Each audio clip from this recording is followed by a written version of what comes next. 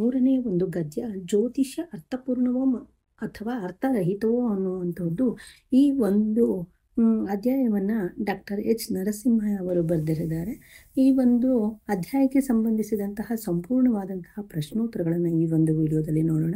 ಇಂದಿನ ವಿಡಿಯೋಗಳಲ್ಲಿ ಇದರ ಇಂದಿನ ಲೆಸನ್ಗಳ ಪದ್ಯಗಳ ಪ್ರಶ್ನೋತ್ತರಗಳನ್ನು ಕೊಟ್ಟಿದ್ದೀನಿ. ಈ ಒಂದು ವಿಡಿಯೋದಲ್ಲಿ ಜ್ಯೋತಿಷ್ಯ ಅರ್ಥಪೂರ್ಣವೋ ಅರ್ಥರಹಿತವೋ ಅನ್ನುವಂತಹ ಗದ್ಯಕ್ಕೆ ಸಂಬಂಧಿಸಿದಂತಹ ಸಂಪೂರ್ಣವಾದ ಪ್ರಶ್ನೋತ್ತರವನ್ನು ನೋಡೋಣ. ಜ್ಯೋತಿಷ್ಯದ ಉಗಮವು ಎಲ್ಲಿ ಕಂಡುಬರುತ್ತದೆ ಅನ್ನುವಂಥದ್ದು. ಜ್ಯೋತಿಷ್ಯದ ಉಗಮವು ಖಗೋಳಶಾಸ್ತ್ರದಲ್ಲಿ ಕಂಡುಬರುತ್ತದೆ. ಯಾವುದು ಹಾಸ್ಯಾಸ್ಪದ ಸಂಗತಿ ಅಂತ ಕೇಳಿದರೆ ಅದು ಮನುಷ್ಯನ ಎಲ್ಲ ಗುಣಗಳನ್ನು ಗ್ರಹಗಳಿಗೆ ಆರೋಪಿಸುವಂತಹದ್ದು ಹಾಸ್ಯಾಸ್ಪದ ಸಂಗತಿ. ಜಾತಕಗಳನ್ನು ಹೇಗೆ ಬರೆಯಲಾಗುತ್ತದೆ ಅನ್ನುವಂಥದ್ದು. ಜಾತಕಗಳನ್ನು ಜ್ಯೋತಿಷ್ಯದ ಆಧಾರದ ಮೇಲೆ ಬರೆಯಲಾಗುತ್ತದೆ. ಜ್ಯೋತಿಷಿಗಳ ಭವಿಷ್ಯವಾಣಿ ಓದಲು ಹೇಗಿರುತ್ತದೆ ಅನ್ನುವಂಥದ್ದು. ಜ್ಯೋತಿಷಿಗಳ ಭವಿಷ್ಯವಾಣಿ ಓದಲು ತಮಾಷೆಯಾಗಿದ್ದು ಅಡ್ಡಗೋಡೆಯ ಮೇಲೆ ದೀಪ ಇಟ್ಟಂತೆ ಇರುತ್ತದೆ. ಜನ ನಿರಾಶೆ ಸಮಸ್ಯೆಗಳಲ್ಲಿದ್ದಾಗ ಯಾವುದರ ಮೊರೆ ಹೋಗ್ತಾರೆ ಅಂದರೆ ಜನ ನಿರಾಶೆ ಮತ್ತು ಸಮಸ್ಯೆಗಳಲ್ಲಿದ್ದಾಗ ಜ್ಯೋತಿಷ್ಯದ ಮೊರೆಯನ್ನು ಹೋಗ್ತಾರೆ. ಹಾಗೆ ಜ್ಯೋತಿಷ್ಯ ಮುಗ್ಧ ಜನರನ್ನು ಹೇಗೆ ಶೋಷಿಸುತ್ತದೆ ಅನ್ನುವಂಥದ್ದು. ಜ್ಯೋತಿಷಿ ಮುಗ್ಧ ಜನರನ್ನು ಭಯದಲ್ಲಿರಿಸಿ ಅವರನ್ನು ಶೋಷಿಸುತ್ತದೆ. ಮೂಢನಂಬಿಕೆಗಳಿಂದ ಉಂಟಾಗುವಂಥ ಅಪಾಯ ಎಂಥದ್ದು ಅಂತ ಇದೆ. ಮೂಢನಂಬಿಕೆಗಳಿಂದ ಸ್ವತಂತ್ರ ಆಲೋಚನೆ ಮತ್ತು ಆತ್ಮವಿಶ್ವಾಸಕ್ಕೆ ಧಕ್ಕೆಯನ್ನುಂಟು ಮಾಡುತ್ತದೆ. ವಾಯು ಜಲ ಮಾಲಿನ್ಯಕ್ಕಿಂತ ಯಾವುದೇ ಹೆಚ್ಚು ಅಪಾಯಕಾರಿ. ಮೂಢನಂಬಿಕೆಯು ವಾಯು ಜಲ ಮಾಲಿನ್ಯಕ್ಕಿಂತಲೂ ಕೂಡ ಹೆಚ್ಚು ಅಪಾಯಕಾರಿ. ಇನ್ನು 2-3 ವಾಕ್ಯಗಳಲ್ಲಿ ಉತ್ತರಿಸಿ ಅಂತ ಇದೆ. ವಿಜ್ಞಾನದ ಸಿದ್ಧಾಂತಗಳು ಹೇಗೆ ರೂಪುಗೊಳ್ಳುತ್ತವೆ ಅನ್ನುವಂಥದ್ದು. ವಿಜ್ಞಾನದ ಎಲ್ಲ ಸಿದ್ಧಾಂತಗಳು ನಿಯಮಗಳು ಹೊಸ ಸಂಶೋಧನೆಯ ಬೆಳಕಿನಲ್ಲಿ ರೂಪುಗೊಳ್ಳುತ್ತದೆ. ಒಂದು ವಿಷಯ ವಿಜ್ಞಾನವೆನಿಸಿಕೊಳ್ಳಬೇಕಾದರೆ ಅದು ವಸ್ತುನಿಷ್ಠತೆ, ಪುನರಾವೃತ್ತಿಯ ಸಾಮರ್ಥ್ಯ, ದೃಢತೆ, ವಿಶ್ವಮಾನ್ಯತೆ ಈ ಎಲ್ಲ ರೀತಿಯ ಅಂಶಗಳನ್ನು ತೃಪ್ತಿಪಡಿಸಲಾಗುತ್ತದೆ. ಜ್ಯೋತಿಷ್ಯದ ಪ್ರಕಾರ ಗ್ರಹಗಳೆಷ್ಟು ಅಂತ ಇದೆ. ಅವು ಯಾವುವು ಅಂದರೆ ಜ್ಯೋತಿಷ್ಯದ ಪ್ರಕಾರ ಗ್ರಹಗಳು 9 ಇವೆ. ಅವು ಸೂರ್ಯ, ಚಂದ್ರ, ಮಂಗಳ, ಬುಧ, ಗುರು, ಶುಕ್ರ, ಶನಿ ಹಾಗೂ ರಾಹುಕೇತುಗಳು. ಇನ್ನು ರಾಹು ಉಳಿಕ ಕಾಲ, ಯಮಗಂಡ ಕಾಲಗಳ ಬಗೆಗೆ ಲೇಖಕರ ಅಭಿಪ್ರಾಯವೇನು ಅಂತ ಇದೆ. ಜ್ಯೋತಿಷ್ಯವು ರಾಹುಕಾಲ, ಗುಳಿಕ ಕಾಲ, ಯಮಗಂಡ ಕಾಲ ಈ 3 ಅಂಶಗಳನ್ನು ಅಡಿಪಾಯವಾಗಿ ಹೊಂದಿದೆ. ರಾಹುಕೇತುಗಳು ಅಸ್ತಿತ್ವದಲ್ಲಿಯೇ ಇಲ್ಲದಿರುವಾಗ ರಾಹುಕಾಲ ಗುಳಿಕ ಕಾಲಗಳಿಗೆ ಸಹಜವಾಗಿಯೇ ಯಾವ ಅರ್ಥವೂ ಇರುವುದಿಲ್ಲ. ಬುದ್ಧನು ವಿನಯ ಪೀಠಿಕಾ ಗ್ರಂಥದಲ್ಲಿ ಯಾರಿಂದ ದೂರವಿರಬೇಕು ಅಂತ ಎಚ್ಚರಿಸಿದ್ದಾನೆ ಅಂದರೆ ಬುದ್ಧನು ವಿನಯ ಪೀಠಿಕಾ ಗ್ರಂಥದಲ್ಲಿ ಯಾರು ನಕ್ಷತ್ರಗಳ ಲೆಕ್ಕಾಚಾರದಂತಹ ತಂತ್ರಗಳಿಂದ ಜೀವನ ನಡೆಸ್ತಾರೋ ಇವರಿಂದ ದೂರ ಇರಬೇಕು ಅಂತ ಹೇಳ್ಬಿಟ್ಟು ಎಚ್ಚರಿಸಿದ್ದಾನೆ. ವಿವರಿಸಿ ಅಂತ ಇದೆ. ರೈಲು ಹೊರಡಲು ಜ್ಯೋತಿಷದ ಅನುಮತಿಯನ್ನು ಯಾರು ಕೇಳುವುದಿಲ್ಲ. ಆಯ್ಕೆಯನ್ನು ನೋಡೋದಾದರೆ ಪ್ರಸ್ತುತವಾದಂತಹ ಸಾಲನ್ನು ಡಾಕ್ಟರ್ ಎಚ್ ನರಸಿಂಹಯ್ಯನವರು ಬರೆದಿದ್ದಂತಹ ಜ್ಯೋತಿಷ ಅರ್ಥಪೂರ್ಣವೋ ಅರ್ಥರಹಿತವೋ ಎಂಬ ಒಂದು ಪಠ್ಯದಿಂದ ಆರಿಸಲಾಗಿದೆ. ಸಂದರ್ಭವನ್ನು ನೋಡೋದಾದರೆ ಇಲ್ಲಿ ಲೇಖಕರು ಜ್ಯೋತಿಷ್ಯದಲ್ಲಿ ಬರುವಂತಹ ರಾಹುಕಾಲ, ಗುಳಿಕ ಕಾಲ, ಯಮಗಂಡ ಕಾಲ ಎನ್ನುವ ಕಾಲಗಳು ಅರ್ಥಹೀನ ಎನ್ನುವ ಸಂದರ್ಭದಲ್ಲಿ ಈ ಮಾತನ್ನು ಹೇಳ್ತಾರೆ. ವಿವರಣೆಯನ್ನು ನೋಡೋದಾದರೆ ಜ್ಯೋತಿಷ್ಯವು ರಾಹುಕಾಲ, ಗುಳಿಕ ಕಾಲ, ಯಮಗಂಡ ಕಾಲ ಎನ್ನುವ ಅಂಶಗಳನ್ನು ಅಡಿಪಾಯವಾಗಿ ಹೊಂದಿದೆ. ಈ ಕಾಲಗಳು ಅಶುಭ ಎನ್ನುವ ಪರಿಕಲ್ಪನೆ ಅವೈಜ್ಞಾನಿಕವಾದಂಥದ್ದು. ರಾಹುಕೇತುಗಳು ಅಸ್ತಿತ್ವದಲ್ಲಿಯೇ ಇಲ್ಲದಿರುವಾಗ ಈ 3 ಕಾಲಗಳಿಗೆ ಯಾವ ಅರ್ಥವೂ ಇರುವುದಿಲ್ಲ. ಈ ಕಾಲದಲ್ಲಿ ಪ್ರಯಾಣ, ಮದುವೆ, ಧಾರ್ಮಿಕ ಕಾರ್ಯಗಳನ್ನು ನಡೆಸಬಾರ್ದು ಎಂಬ ನಂಬಿಕೆ ತೀರಾ ಮೂರ್ಖತನವಾದದ್ದು. ಯಾಕಂದರೆ ರಾಹುಕಾಲದಲ್ಲಿ ಹೊರಟ ವಿಮಾನ, ರೈಲು, ಬಸ್ಸುಗಳು ಅಪಘಾತಕ್ಕೆ ಒಳಗಾಗಬೇಕು. ಆದರೆ ಅವುಗಳು ಯಥಾಪ್ರಕಾರ ತಮ್ಮ ಕಾರ್ಯವನ್ನು ನಿರ್ವಹಿಸ್ತವೆ. ಅವುಗಳ ರಾಹುಕಾಲವನ್ನು ತಪ್ಪಿಸಲು ಸಾಧ್ಯವಿಲ್ಲ ಎನ್ನುತ್ತಾ ಈ ಮೇಲಿನ ಮಾತನ್ನು ಹೇಳ್ತಾರೆ. 90%ಕ್ಕೂ ಹೆಚ್ಚು ಜನರ ಮದುವೆಗಳು ಯಾವುದೇ ಜಾತಕವಿಲ್ಲದೆ ನಡೆಯುತ್ತವೆ ಅನ್ನುವಂಥದ್ದು. ಆಯ್ಕೆಯನ್ನು ನೋಡೋದಾದರೆ ಪ್ರಸ್ತುತವಾದಂತಹ ಒಂದು ಸಾಲನ ಡಾಕ್ಟರ್ ಎಚ್ ನರಸಿಂಹಯ್ಯನವರು ಬರೆದಂತಹ ಜ್ಯೋತಿಷ ಅರ್ಥಪೂರ್ಣವೋ ಅರ್ಥರಹಿತವೋ ಎಂಬ ಒಂದು ಪಠ್ಯದಿಂದ ಆರಿಸಲಾಗಿದೆ. ಸಂದರ್ಭವನ್ನು ನೋಡೋದಾದರೆ ಇಲ್ಲಿ ಲೇಖಕರು ಜ್ಯೋತಿಷದ ಆಧಾರದ ಮೇಲೆ ರಚಿತವಾಗುವಂತಹ ಜಾತಕವೂ ಕೂಡ ಅರ್ಥಹೀನ ಎನ್ನುವ ಸಂದರ್ಭದಲ್ಲಿ ಈ ಮೇಲಿನ ಮಾತನ್ನು ಹೇಳ್ತಾರೆ. ವಿವರಣೆಯನ್ನು ನೋಡೋದಾದರೆ ಸಾಮಾನ್ಯವಾಗಿ ವ್ಯಕ್ತಿಯ ಜೀವನದ ಎಲ್ಲ ಘಟಕಗಳನ್ನು ಜಾತಕಗಳು ನಿರ್ಧರಿಸ್ತವೆ ಎಂಬ ನಂಬಿಕೆ ಇದೆ.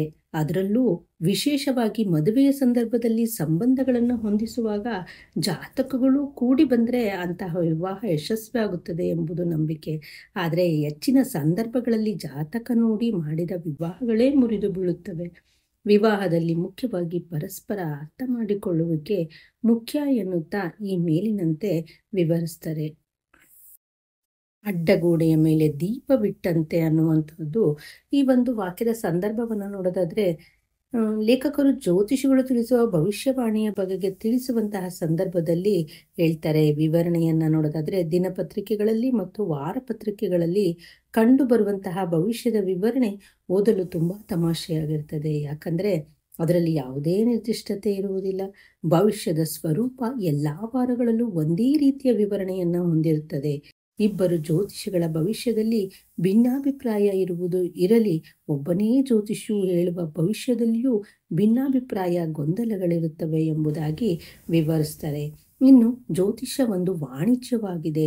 ಈ ಒಂದು ವಾಕ್ಯದ ಸಂದರ್ಭವನ್ನು ನೋಡೋದಾದರೆ, ಜ್ಯೋತಿಷ್ಯ ವ್ಯವಹಾರಾತ್ಮಕವಾದುದು, ಅದರಲ್ಲಿ ಯಾವುದೇ ಸತ್ಯ ಮತ್ತು ಸತ್ವ ಇಲ್ಲ ಎನ್ನುವಾಗ ಲೇಖಕರು ಈ ಮೇಲಿನಂತೆ ವಿವರಿಸ್ತಾರೆ. ವಿವರಣೆಯನ್ನು ನೋಡೋದಾದರೆ, ಜ್ಯೋತಿಷಿಗಳ ಬಳಿಗೆ ಎಲ್ಲರೂ ಎಲ್ಲ ಕಾಲದಲ್ಲೂ ಹೋಗುವುದಿಲ್ಲ. ನಿರಾಶೆಯಲ್ಲಿದ್ದಾಗ, ಸಮಸ್ಯೆಯಲ್ಲಿದ್ದಾಗ ಜ್ಯೋತಿಷಗಳು ಬಳಿಗೆ ಹೋಗ್ತಾರೆ. ಅಂತಹ ಸಂದರ್ಭದಲ್ಲಿ ಜ್ಯೋತಿಷಿಗಳು ಸಮಸ್ಯೆಗೆ ಸಾಂತ್ವನ ಕೊಡುವುದಾಗಿ ಹೇಳ್ತಾರೆ.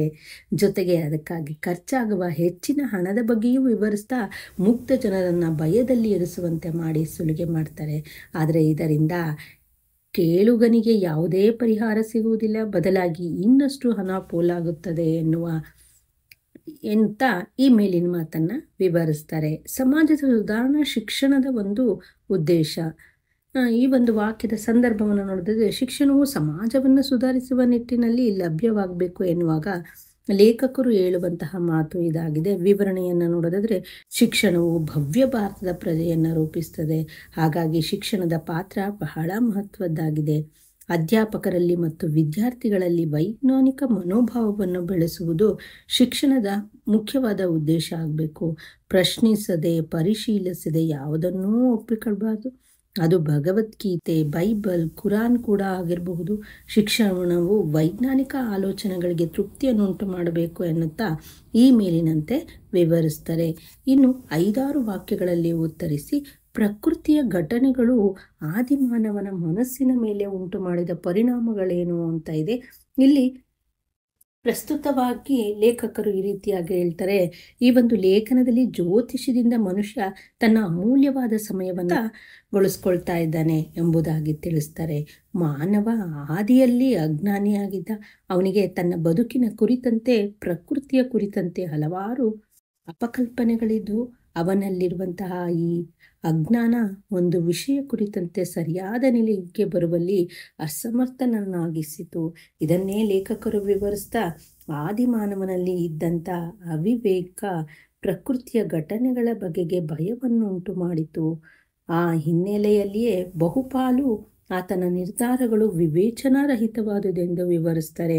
ತನ್ನಲ್ಲಿ ಇರುವ ಅವಿವೇಕದ ಕಾರಣವಾಗಿ ಮಿಂಚು ಗುಡುಗಳು ಅವನಿಗೆ ಸಾಕಷ್ಟು ಭಯವನ್ನು ಉಂಟು ಮಾಡಿರಬೇಕು. ಮಧ್ಯಾಹ್ನದ ಗ್ರಹಣ ನಡೆದಾಗ ಕತ್ತಲು ಮುಸುಕಿದ್ದು ಎಂತಹ ಧೈರ್ಯಶಾಲಿಯಾದ ಆದಿಮಾನವನಿಗೂ ಕೂಡ ನಡುಕವನ್ನು ಉಂಟು ಮಾಡಿರಬೇಕು.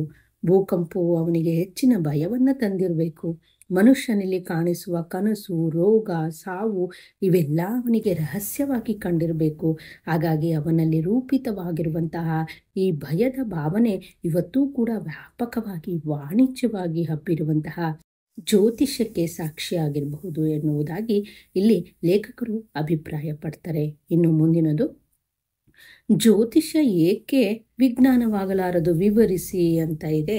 ವಿಜ್ಞಾನ ಯಾವ ಕಾರಣದಿಂದ ವಿಜ್ಞಾನವಾಗಿ ಗುರುತಿಸಲ್ಪಡುತ್ತದೆ ಎಂಬುದನ್ನು ತಿಳ್ಕೊಂಡ್ರೆ ಜ್ಯೋತಿಷ್ಯ ಏಕೆ ವಿಜ್ಞಾನವಾಗಲಾರದು ಎಂಬುದನ್ನು ಸಾಬೀತುಪಡಿಸಬಹುದಾಗಿದೆ. ವಿಜ್ಞಾನ ತನ್ನ ಸಿದ್ಧಾಂತವನ್ನು ಸಂಶೋಧನೆಯ ಮೂಲಕ ಸಾಬೀತುಪಡಿಸುತ್ತದೆ. ವಿಜ್ಞಾನ ಎನಿಸಿಕೊಳ್ಳುವಾಗ ಅದು ವಸ್ತುನಿಷ್ಠತೆ, ಪುನರಾವೃತ್ತಿಯ ಸಾಮರ್ಥ್ಯ, ದೃಢತೆ, ವಿಶ್ವಮಾನ್ಯತೆ ಈ ಎಲ್ಲ ರೀತಿಯ ಅಂಶಗಳನ್ನು ತೃಪ್ತಿಪಡಿಸಬೇಕಾಗುತ್ತೆ. ಆದರೆ ಜ್ಯೋತಿಷ್ಯ ಯಾವ ಸಿದ್ಧಾಂತಗಳನ್ನು ಸಂಶೋಧನೆಯ ಹಿನ್ನೆಲೆಯಲ್ಲಿ ಮುಂದಿಡುವುದಿಲ್ಲ. ಅದು ಹೇಳುವ ಅನೇಕ ಅಂಶಗಳು ವಿಜ್ಞಾನಕ್ಕೆ ಭಿನ್ನವಾದವುಗಳು. ವಿಜ್ಞಾನವು 8 ಗ್ರಹಗಳ ಪರಿಕಲ್ಪನೆಯನ್ನು ಮುಂದಿಟ್ಟರೆ ಜ್ಯೋತಿಷ್ಯವು 9 ಗ್ರಹಗಳ ಕಲ್ಪನೆಯನ್ನು ಮುಂದಿಡುತ್ತೆ. ವಿಜ್ಞಾನದ ಪ್ರಕಾರ ಗ್ರಹಗಳು ಸೂರ್ಯನ ಭಾಗಗಳು, ಅಲ್ಲದೆ ಸೂರ್ಯಚಂದ್ರರು ಗ್ರಹಗಳಲ್ಲ. ಆದರೆ ಜ್ಯೋತಿಷ್ಯವು ಸೂರ್ಯಚಂದ್ರರನ್ನ ಗ್ರಹಗಳು ಎನ್ನುವುದಾಗಿ ನಿರ್ಧರಿಸುತ್ತದೆ. ಅಲ್ಲದೆ ಜ್ಯೋತಿಷ್ಯದಲ್ಲಿ ಬರುವ ರಾಹುಕೇತುಗಳ ಬಗ್ಗೆ ವಿಜ್ಞಾನದಲ್ಲಿ ವಿವರಣೆಗಳೇ ಇಲ್ಲ.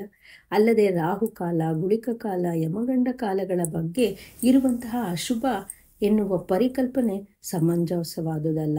ಭೂಮಿಯಿಂದ ಮಿಲಿಯನ್ ಗಟ್ಟಲೆ ಮೈಲಿಗಳ ದೂರದಲ್ಲಿರುವ ಗ್ರಹಗಳು ಮನುಷ್ಯನ ಜೀವನದ ಮೇಲೆ ಪರಿಣಾಮ ಬೀರುತ್ತವೆ ಎಂದು ನಂಬುವುದು ತೀರಾ ವಾಸ್ತವಿಕವಾದದ್ದು ಎನ್ನುವ ಮುಂತಾದ ಅಂಶಗಳು ಇಟ್ಕೊಂಡು ಜ್ಯೋತಿಷ್ಯ ವಿಜ್ಞಾನವಾಗಲಾರದು ಅಂತ ಹೇಳ್ಬಿಟ್ಟು ನಿರ್ಧರಿಸಬಹುದು. ಸ್ವಾಮಿ ವಿವೇಕಾನಂದರು ಜ್ಯೋತಿಷ್ಯದ ಬಗ್ಗೆ ತಾಳಿರುವಂತಹ ಅಭಿಪ್ರಾಯವೇನು ಅಂತ ಇದೆ. ಮನುಷ್ಯನ ಭವಿಷ್ಯದ ನಿರ್ಣಯಕ್ಕೆ ಅವನೇ ಕಾರಣ ಅಂತ ದೃಢವಾಗಿ ನಂಬಿದ್ದ ಸ್ವಾಮಿ ವಿವೇಕಾನಂದರು ಜ್ಯೋತಿಷ್ಯದ ಬಗ್ಗೆ ಕಟುವಾದ ಅಭಿಪ್ರಾಯವನ್ನು ಪಡ್ತಾರೆ.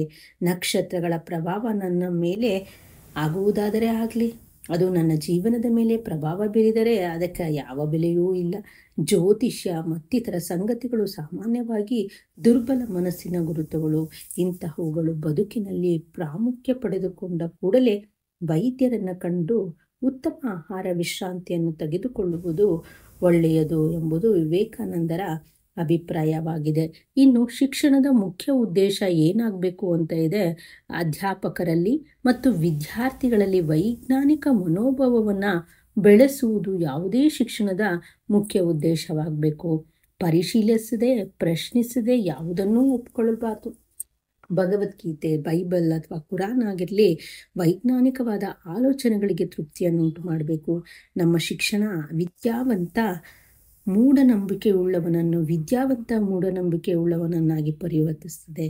ವಿದ್ಯಾಲಯ ಹಾಗೂ ಉನ್ನತ ಶಿಕ್ಷಣ ಕೊಡುತ್ತಿರುವಂತಹ ಸಂಸ್ಥೆಗಳು ಜ್ಯೋತಿಷ್ಯ, ಹಸ್ತಸಾಮುದ್ರಿಕ ಪವಾಡದಂತಹ ಪ್ರಗತಿ ವಿರೋಧಿ ಅಂಶಗಳ ವೈಜ್ಞಾನಿಕ ತಪಾಸಣೆಯ ಜವಾಬ್ದಾರಿಯನ್ನು ವಹಿಸ್ಕೊಳ್ಬೇಕು. ಇನ್ನು ಜ್ಯೋತಿಷ್ಯ ಅರ್ಥಪೂರ್ಣವೋ ಅರ್ಥರಹಿತವೋ ವಿವರಿಸಿ ಅಂತ ಇದೆ. ಜ್ಯೋತಿಷ್ಯವನ್ನು ಅರ್ಥರಹಿತವಾದದ್ದು ಎಂದು ಹೇಳಬಹುದು. ಯಾಕೆಂದರೆ ಜ್ಯೋತಿಷ್ಯದಲ್ಲಿ ಬರುವ ಹಲವಾರು ಅಂಶಗಳು ಅದು ಅರ್ಥರಹಿತ ಎನ್ನುವುದನ್ನು ಸಾಬೀತುಪಡಿಸ್ತದೆ. ಜ್ಯೋತಿಷ್ಯದ ಪ್ರಕಾರ ಒಟ್ಟು ಗ್ರಹಗಳು 9 ಅನ್ನುವುದನ್ನು, ಅದರಲ್ಲೂ ಸೂರ್ಯಚಂದ್ರರನ್ನ ಗ್ರಹಗಳೆಂದು ವಾದಿಸುವುದು, ಎಷ್ಟೇ ಮಿಲಿಯನ್ ಮೈಲಿಗಟ್ಟಲೆ ಎತ್ತರದಲ್ಲಿರುವ ಗ್ರಹಗಳು ಮನುಷ್ಯನ ಜೀವನದ ಮೇಲೆ ಪರಿಣಾಮ ಬೀರ್ತವೆ ಎನ್ನುವುದು ನಂಬಿಕೆಗೆ ಅರ್ಹವಾದುದಲ್ಲ. ಜ್ಯೋತಿಷ್ಯದಲ್ಲಿ ಬರುವ 3 ಕಾಲಗಳು ರಾಹುಕಾಲ, ಗುಳಿಕ ಕಾಲ, ಯಮಗಂಡ ಕಾಲ ಅಶುಭ ಎನ್ನುವ ವಾದವೂ ಕೂಡ ನಂಬಲು ಸಾಧ್ಯವಾದುದು. ಕಾರಣ ವಿಜ್ಞಾನದಲ್ಲಿ ರಾಹುಕೇತುಗಳು ಎನ್ನುವ ಗ್ರಹಗಳೇ ಇಲ್ಲ. ಈ ಇಲ್ಲದೇ ಇರುವ ಗ್ರಹಗಳು ಇದೆ ಎನ್ನುವುದು ಮತ್ತು ಕಾಲಗಳು ಅಶುಭ ಎನ್ನುವುದರಲ್ಲಿ ಯಾವುದೇ ಅರ್ಥವೂ ಇರುವುದಿಲ್ಲ. ಜ್ಯೋತಿಷಿಗಳ ಆಧಾರದ ಮೇಲೆ ಜಾತಕಗಳನ್ನು ರಚಿಸಲಾಗ್ತದೆ. ಆದರೆ ಜಾತಕಗಳು ಕೂಡಿ ಬರದೆ ವಿವಾಹಗಳನ್ನು ಮಾಡಿದರೆ ಅವರ ಸಂಸಾರ ನಾಶ ಹೊಂದುತ್ತದೆ ಎನ್ನುವ ಪರಿಕಲ್ಪನೆಯು ಅಸಹಜವಾದುದು. ಏಕೆಂದರೆ 10%ಕ್ಕೆ ಹೆಚ್ಚು ಜನರ ಮದುವೆಗಳು ಯಾವುದೇ ಜಾತಕವಿಲ್ಲದೆ ನಡೀತವೆ ಎನ್ನುವ ಲೇಖಕರ ಮಾತು ಜ್ಯೋತಿಷ್ಯ ಅರ್ಥರಹಿತ ಎನ್ನುವುದನ್ನು ತಿಳಿಸ್ತದೆ. ಭೂಕಂಪ, ಚಂಡಮಾರುತ, ಪ್ರಕೃತಿ ವಿಕೋಪದಂತಹ ಘಟನೆಗಳು ಸಂಭವಿಸಿದಾಗ ಅಲ್ಲಿ ಸತ್ತಿರುವ ಎಲ್ಲ ವ್ಯಕ್ತಿಗಳ ಜಾತಕದಲ್ಲೂ ಅವರ ಸಾವಿನ ದಿನ ಒಂದೇ ರೀತಿಯಲ್ಲಿ ಸೂಚಿತವಾಗುತ್ತದೆ ಎಂಬುದು ಅಸಂಬದ್ಧವಾದುದಾಗಿದೆ. ಜ್ಯೋತಿಷಿಗಳು ಹೇಳುವ ಭವಿಷ್ಯವಾಣಿಯು ಅಡ್ಡಗೋಡೆಯ ಮೇಲೆ ದೀಪವಿಟ್ಟ ಹಾಗೆ ಇರುವುದು, ಒಂದಕ್ಕಿಂತ ಹೆಚ್ಚು ಅರ್ಥ ಕೊಡುವುದು. ಇದು ಕೂಡ ಜ್ಯೋತಿಷ್ಯ ಅರ್ಥರಹಿತ ಎನ್ನುವುದನ್ನು ಸಾಬೀತುಪಡಿಸ್ತದೆ.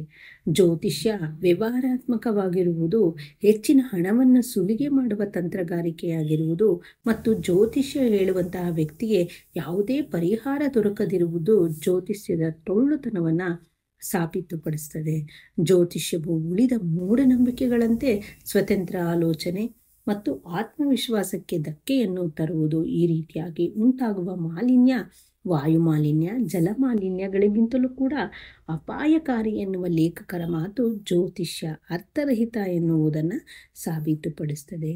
ಇಷ್ಟು ಒಂದು ಜ್ಯೋತಿಷ್ಯ ಅರ್ಥಪೂರ್ಣವೋ ಅರ್ಥರಹಿತವೋ ಅನ್ನುವಂತಹ ಒಂದು ಪಾಠಕ್ಕೆ ಸಂಬಂಧಿಸಿದಂತಹ ಸಂಪೂರ್ಣವಾದ ಒಂದು ಪ್ರಶ್ನೋತ್ತರವಾಗಿತ್ತು.